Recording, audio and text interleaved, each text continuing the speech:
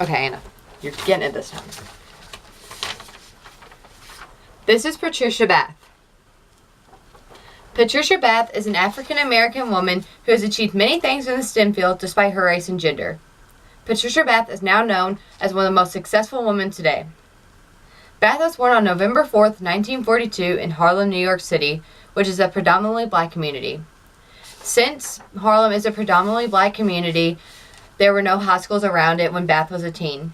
So she traveled really far every day and worked really hard, which resulted in Bath graduating high school in just 2 years. And Bath having to travel far every day just to go to school was one of her many obstacles that she had to face in her life. Once graduated, she attended Hunter College to get her bachelor's degree, and then Howard University to get her medical degree.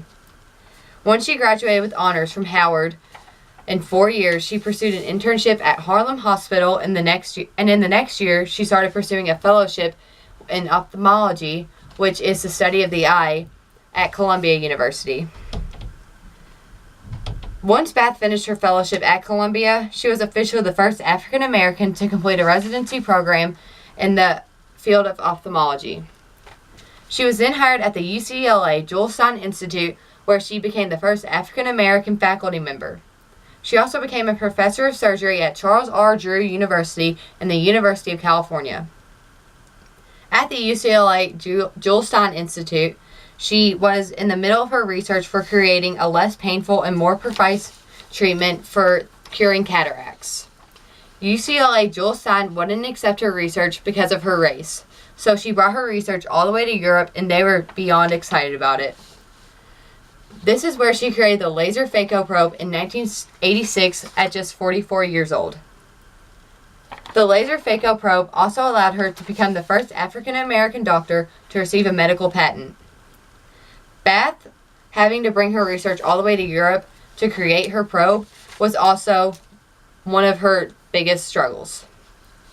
Once Bath was back at the UCLA Institute, she gained respect considering her laser phaco probe was used worldwide.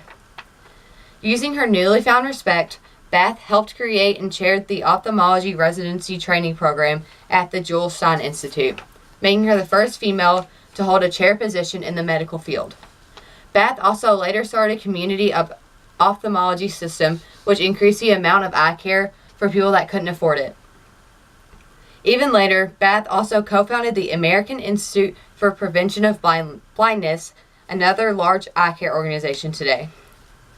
After all of this amazing work done by Bath, she retired from her position at the UCLA Medical Center after 24 years of working there in 1993. I got the chance to communicate with Patricia Bath many times, where I asked her many questions. One question I asked her was, what were the obstacles she had to overcome to get where she is today? And we touched on a few before, like how she had to travel far just to go to high school and how she had to bring her research all the way to Europe. But she also added on that she had a hard time finding inspiration because there were no women physicians that she knew of at the time. Also, blacks were excluded from numerous medical schools and societies.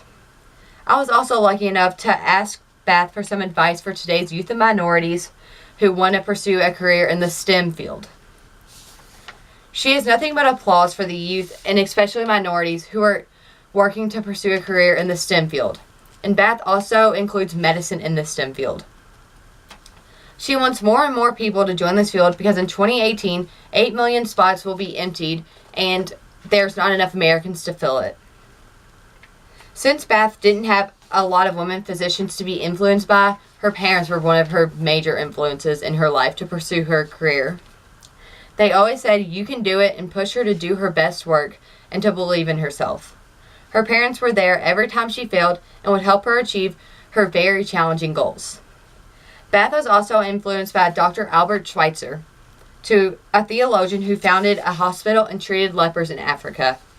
Patricia Bath is very inspiring to me, and I'm glad I got the chance to do this project on her because she showed me that the impossible is possible. I think diversity in the workplace is very important because different people around the world may have different answers to different problems. Like, someone else may have a different cure for a disease, and not even in the medical field. Someone may just have a new way to solve a problem.